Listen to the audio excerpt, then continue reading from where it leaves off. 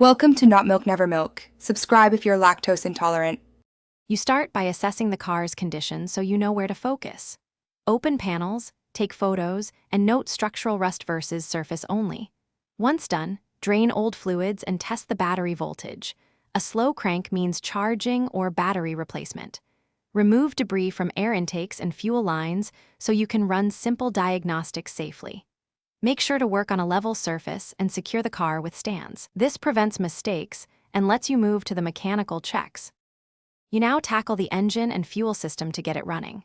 Start by freeing any seized bolts and lubricating moving parts so you can remove components without breaking them. Next, clean or replace the fuel tank and filters, then prime the pump because old fuel gums up lines and injectors.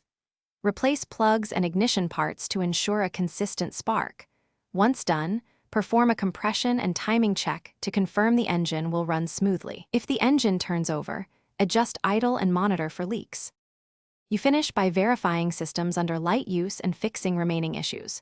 Perform a short test drive to observe temperatures, noises, brakes, and steering feel. Make incremental adjustments and retorque mounts and brackets. Once satisfied, change fluid filters again after the break-in run and clean contacts to avoid electrical gremlins. If it won't start, focus on 3 checks: fuel pressure, visible spark at the plugs, and any ECU error codes. These quickly point to fuel, ignition, or sensor faults and get you back on track.